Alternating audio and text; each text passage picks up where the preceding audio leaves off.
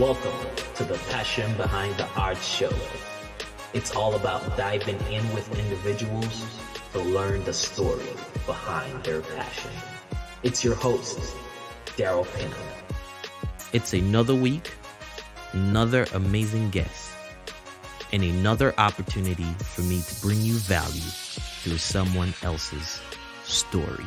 This week's episode is brought to you by Liquid Web, a premium, high-performing hosting company. They work with companies like Home Depot, National Geographic, FedEx, and much more. You can go to liquidweb.com and use the promo code PASSION33, that's PASSION33, to save 33% off your first 3 months. So without further ado, let's jump into this week's episode. Oh my goodness. Episode 100 live event was amazing. So much value. Each guest broke down just various ways on how they turned their passion into dollars. And I'm just so thankful, so grateful for each guest, so grateful for each person that came on and joined. It was just an amazing experience. Yes, I was beat after just streaming live for 9 hours. It was crazy, but it was well worth it. You guys are in for a treat. Truly a treat. So get ready for an amazing experience on how each guests turned their passion into dollars. All right, so for those who are joining, this is my 100th episode live stream, celebrating the 100th episode, and I'm having different people come on all day. Ilana is my third guest for the day, just sharing how they turned their passion into dollars. And Ilana, kind of give us a snippet of who you are, and we'll go from there. Yeah, so I'm an illustrator and surface designer, and in January I came out with my first book. I went to school for graphic design and didn't even know surface design was a thing, so to be doing that now is really cool. And I guess I make my income in so many different ways, which I think every entrepreneur can relate to, but there are, they say millionaires have 7 different revenue streams. Mm-hmm. And so we'll talk about that a little bit, but there are just so many ways as an entrepreneur to kind of funnel your passion, and some work and some don't work. But I think that's the key to test it out, though. I think that's the key to just kind of try it. So let's jump in. How are some of the ways that you kind of generate revenue? So one of them is client work. And so that means working with them on branding or working with them on surface design, which I think a lot of people don't know what surface design is. But basically, you go to a store and you see a pattern, a fabric, a spot illustration. That could be on greeting cards. That could be on literally the clothes you're wearing, like the t-shirts that you buy have surface design on them. Gift industry, like stationery, there's a ton of, so that's one aspect. I'd say that's 50 to 60% of my income is surface design or client work. Mm-hmm. Then another way was I have an Etsy shop and a shop on my own website where I make a planner. I got it right here. Make this planner.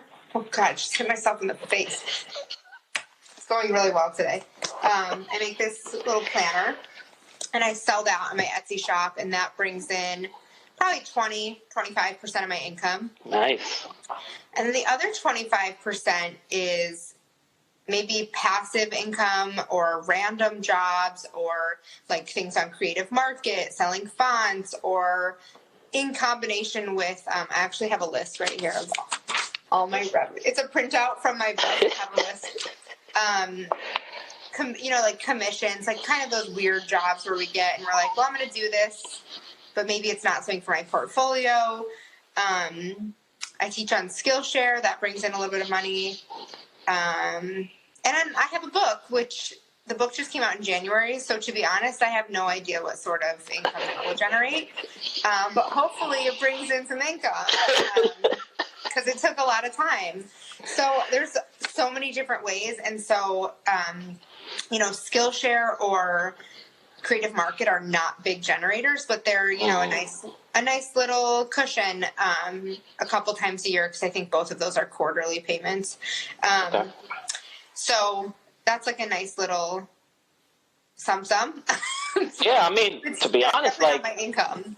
That's pretty cool. Like, I knew about the book, I knew about the planner, I know about client work, and but I didn't know like you did all that other stuff. Like, that's awesome. Yeah.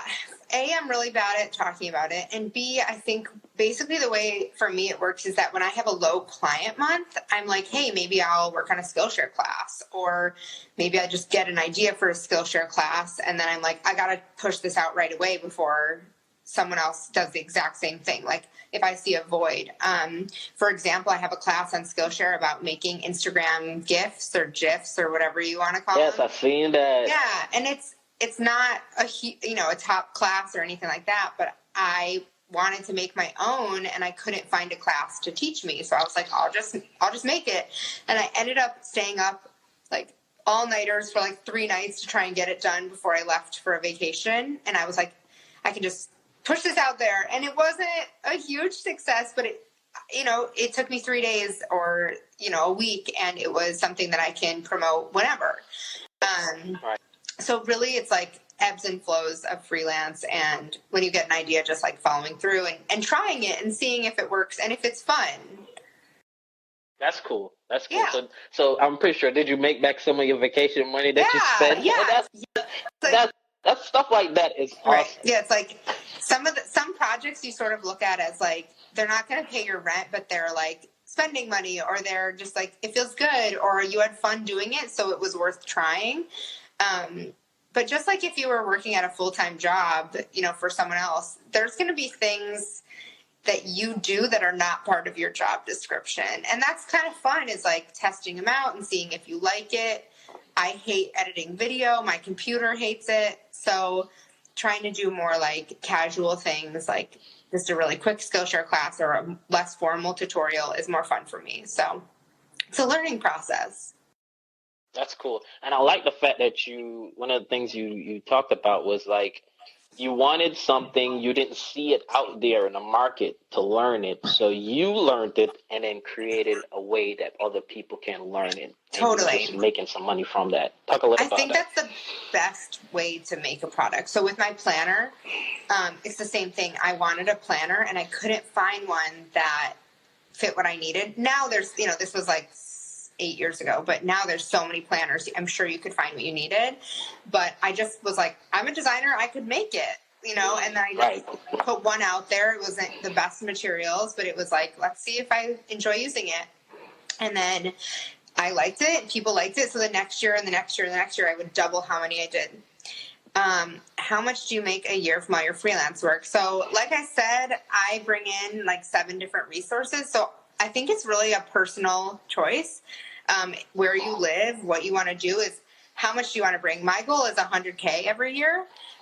And that doesn't mean 100K in my pocket. That means 100K bringing in, and then like 30% for taxes and office expenses. And it's just like, we are all focused around this number based on like how old we are, what lifestyle we want to live. But it's really like, if your goal is $1,000 a year in freelance, that's amazing. Like, it's just such a different, we just shouldn't compare to someone else. If you are home with children, then you need to make maybe less, or maybe you are providing for a double, 2 people, and maybe your husband or your significant other. And so I think just set your own based on like, how much are my expenses and what do I want to make so that I can live the lifestyle I want. And I work from home, so I don't have an office expense. I just have like, my mortgage. And that's a choice. I was like, I don't want to pay for an office right now, but soon I might need to get out of the house more. But that's a good question. Yeah, I mean, I definitely agree with you on that, especially on the fact that you said kind of tailor it to who you are, your life.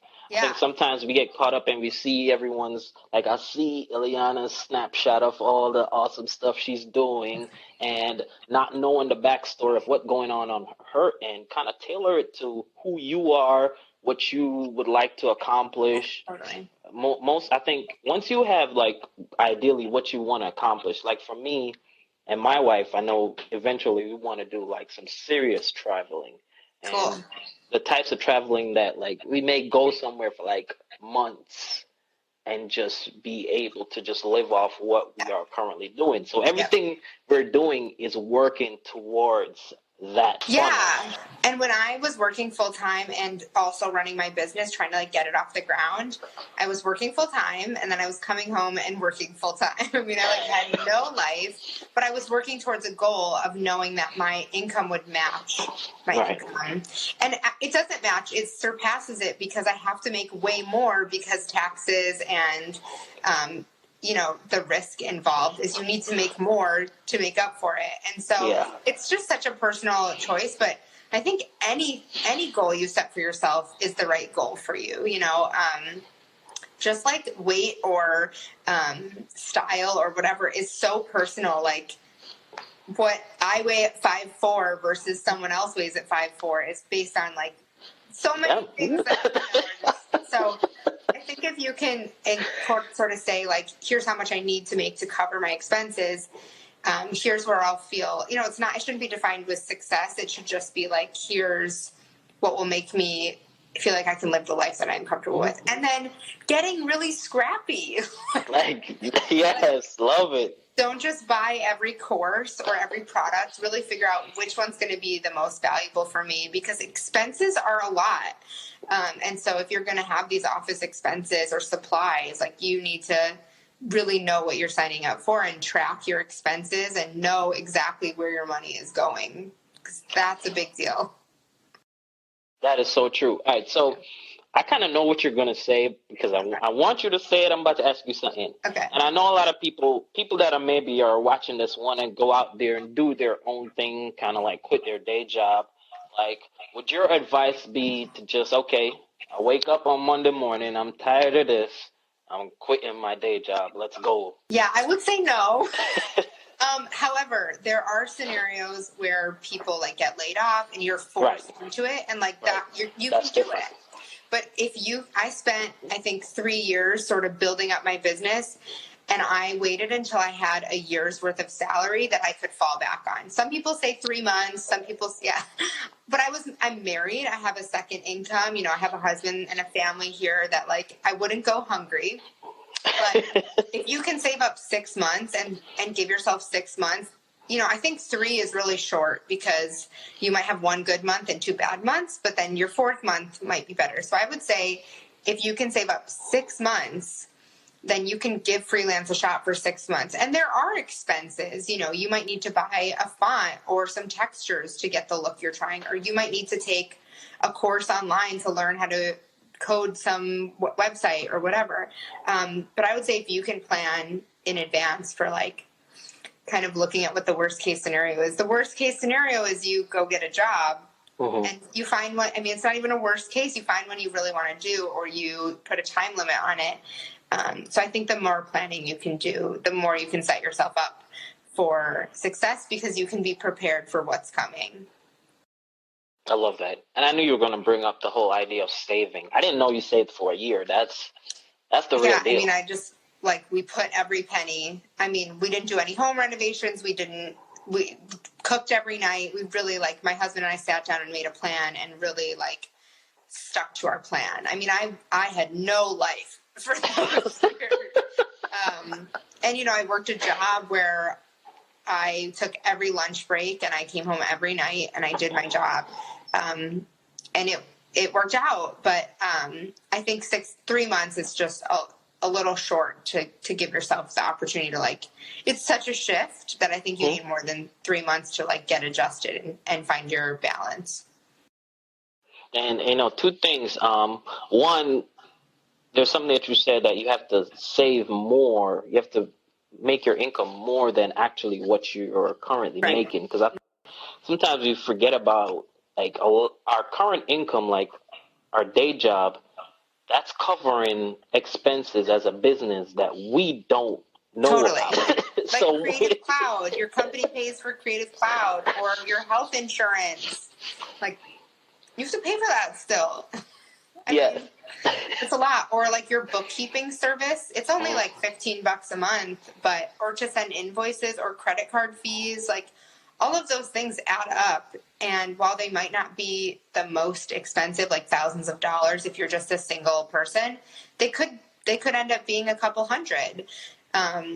I think it's important to immediately, when you know you want to freelance, is to get started with bookkeeping, and just like, it can be so simple. Like, just look at what you're spending. And the goal is not to kind of make anyone, okay, you shouldn't do this, but to be real and realistic about the possibilities and the different things that you're going to encounter when you decide to kind of like go out on your own. Totally. The goal is just to set yourself up to be successful. The more you can do to like have your own back, the better. I mean, you can totally do it, and there are so many ways to do it. But if you can just do a couple things that will help you feel better, like if you love working out in the morning, setting your alarm and getting up in the morning will make you feel better. So if you can set your finances and like start budgeting now, then it will be way easier.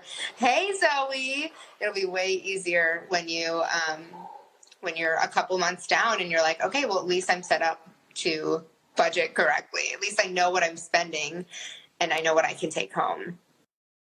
That's cool. And the fact that, you and your husband kind of sat down and did this together, and not just you going off and doing your thing, because you guys kind of have to work together for it to work. Yeah, I think that having a support system is the most important. And if you don't have those conversations, and you don't have a spouse who believes in you, or family or whatever, a best friend who believes in you and who can be there for you when you're struggling or not sure, that is, I mean, it could be a friend, it could be a cousin, it could be a parent, whatever it is. It could be a mentor. That to me was like the best. And I was so lucky to have that in so many different ways, like having teachers that I could call and ask for recommendations, or having, industry peers so I can say, hey, how do I do this? Or I'm feeling down, help me. So important. So two things that have been reoccurring in the first 2 episodes were first 2 interviews was the email list, and we kind of touched on it, was kind of tailoring it to your life and your situation, and not comparing yourself to get yourself you get into a rut when you try to do that. What works for someone else is not going to work for you. And I preach that, because I have an email list and it's fine. But having an email list that is small and engaged is way better than and it's nice because no one can see how big your email list is. But the same on Instagram. Like, I have friends who have under 1,000 followers and work with some of the biggest brands. I have other friends who have to post every single day, and it's just a different approach. But I think at the end of the day, like, find out where your people are. So if they're in their inbox, which everyone is, but if they respond well to these like one-on-one conversations with you with, like an email, or if they respond well to Pinterest, then spend your time there and stop worrying about spending it everywhere. So you're so spread thin. Mm-hmm. We all love Instagram because it's validating, and it's like, it's an ego boost, but if your people aren't there, then I wouldn't waste your time. Right. I'd convert them to your email list for sure. I love that. And something you talked about, which is super cool, and Dustin earlier, he talked about that. I mean, he has a large email list. Yeah, he's awesome. Yeah, he is segmented. So he has different groups so when he sends an email out, there are certain groups that's getting that specific email. And I feel like with you said you had a smaller list, but it sounds like it's very tailored to a specific. Yeah, first of all, I'm on like 12 of his lists. But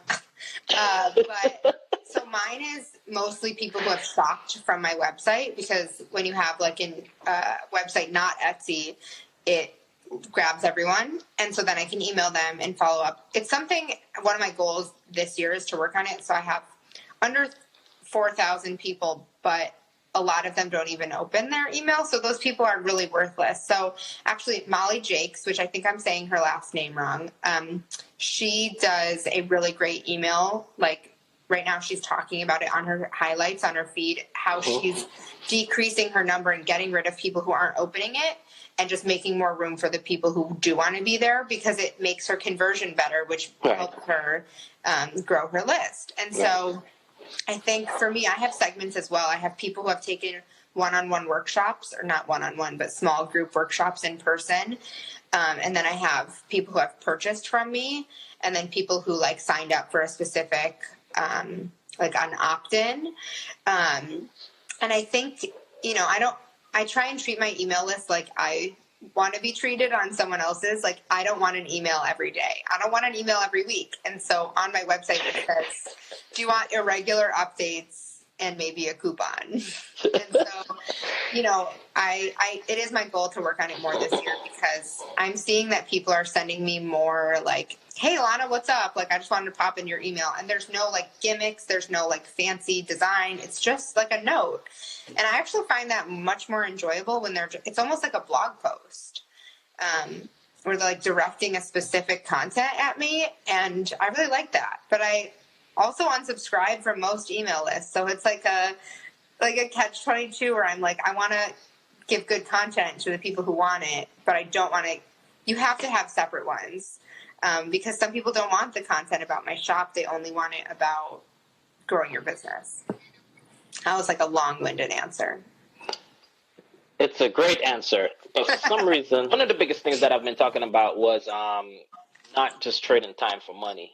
And I feel like there's one thing that you did with the book, and I wanted you to talk to a little bit of process about how you got the book going and all of that stuff. You could go ahead and talk. So I think that's a really good point, is time. Time isn't just money, or, you know, whatever that phrase is. But the book is a risk, to be honest. When you sign a book deal and you put a ton of work, I mean, I've been working on the book for like three years. And it's been done for almost a year. So it's a ton of work that you get in advance, and that depends on your publisher, but I have no idea how many copies it's going to sell, and it's a royalty. So I have no idea. And so while I feel really confident because of the team I'm working with, I did it because I cared, and I really, really wanted to write a book about this subject. And I had this idea after something happened several years ago, and I reached out to publishers. And so I'm going to release a course on Skillshare about sort of the process and with my publishers to like answer some questions that they get asked a lot, without giving away there's no like industry secret, because I'm not a publisher. So I'm just going to give away my experience and what I learned as an artist wanting to write a book. And so I don't know. It's so early. It's only been out for 3 months. It's doing well, but I also don't get to interact with people who buy it. If they buy it on Amazon or in a store, I don't have their email list. I don't have their address. I don't know their name. So hopefully they'll find me on Instagram, or they'll find me on my website, and I'll get to talk to them. But otherwise, I hope that I can just make an impact on their life, and if they need me for something, they'll reach out. So we'll see. Ooh, that's crazy though. I know. So everything is basically going through the platform they buy it on. Yeah, pretty much. Like if they buy it at a store, if they buy it at Barnes & Noble. Right. I don't know. So what about online? Like if they buy it online? They buy it on Amazon. I don't know. Okay. Yeah. Okay. So I just sort of wait for my quarterly reports. If you self-publish, and you have control. So there's definitely some. Oh, right. So it's basically going through the publisher's account when it comes to like online Amazon and stuff like that. But I don't think Amazon collects that sort of information for anyone. I'm not totally sure on that. Yeah. But Barnes & Noble or the other stores that it's going to be in, it's going to be sold at Anthropologie, which is really cool. I'm so excited. I will never know if someone bought it there unless they take the time to follow up somewhere else.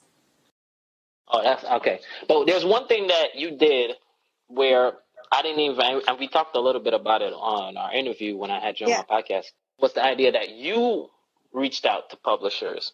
Yeah. And I want to let people know that you can do that. You can reach out to publishers. Not everyone is going to be reached out to. Not everyone's going to come to you. Yeah, you got to ask for what you want. I saw this thing the other day where someone was saying, like, she saw there was an opening and she had never heard, it was for a doctor. There was like someone left a residency at the space that her husband wanted to be, and they called and said, "Can we transfer?" And they said yes. Nice. And it's like, who would think that you could do that? Can I see the cover of that book? Yeah, it's called Mind Your Business. I just happen to have it right next to me at all times. And we're going to give away one. We're going to let you know how you're going to get it. But we're going to give away one, right? Okay, so cool. So cool. I'll text. Did I submit? I don't know. I don't understand that question. Did you submit a proposal or a text form email? Basically, did you just send an email or did you put like a I put a proposal together, yeah, and I'll be sharing what I included in that in the Skillshare class, which will not be out anytime soon, maybe like 2 months or so, but I'll share it on Instagram if you guys follow me. I will share when I come out with that. So I'm going to give you like the down and dirty of how I made a proposal and like what research I did, because the proposal I worked on for like a year before I reached out. Oh, thanks. Oh, that's nice. A year. See, like, that's work. So, like, I know you see Ilana, she came out with the book, but she was putting a lot of work in behind the scenes before the book came out. Yeah. Like, I was talking to someone because I'm, like, soft launching and coaching, and I told them that you're probably going to have to, like, write. Sorry. You're going to have to write for, like, a long time.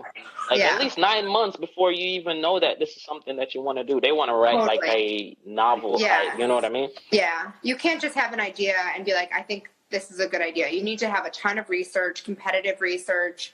You need to know where it would be sold. You need to know what books it's next to. There's so much to know. And so I took a year writing a proposal. I took another year working with a publisher, and then a year like waiting for it to come out. It's really cool. And thank you for your comments, Craft Belly. I don't know your first name, so I can't refer to you, but I know your work. So thank you. Awesome. This is so cool. This is so cool. This is great. So cool. So, all right. So we want to give away this book. All right. Do you have a way you want to give away the book? I mean, no pressure. No pressure. Okay. I'll figure something out. Okay, yeah. We'll do like a post or something and they have to comment or something, or for people who are here. Yeah, we probably would just do it for people that are here. So what I've been doing, I haven't really been changing much. I've just been like, okay, y'all take a screenshot of this and share it. Stories. Yeah, share it to your stories or on your feed. And I will pick, I'm looking at the time, so I'll know the timestamp after. Perfect. So just do that. Take a screenshot. Take a screenshot. And there was one person for earlier. They took a screenshot. They posted in the on the stories like, "Sorry for the crazy face, Daryl." Yeah. Yeah. So yeah, just take a screenshot of this and post it on your stories or on your feed, and I'll let Ilana know who we're going to get it. Awesome. So. Thank you. This is great. Congratulations. And thanks everyone for showing up, and can't wait to talk to you all. All right, Ilana. Talk soon. Bye. Thank you for listening to this week's episode. I hope it's been super valuable to you and you're now ready to take your audience building, your community growing to the next level to help you and help me build our empire, for lack of a better word, or just to build our thing. Remember to stop by iTunes, Passion Behind the Art, and leave a review and subscribe. It's very important to me. It helps the podcast grow, and it makes me feel good to kind of hear from you guys, to know what you like about this podcast, what it's done for you. So jump on iTunes and subscribe and leave a review. Passion Behind the Art. Be blessed.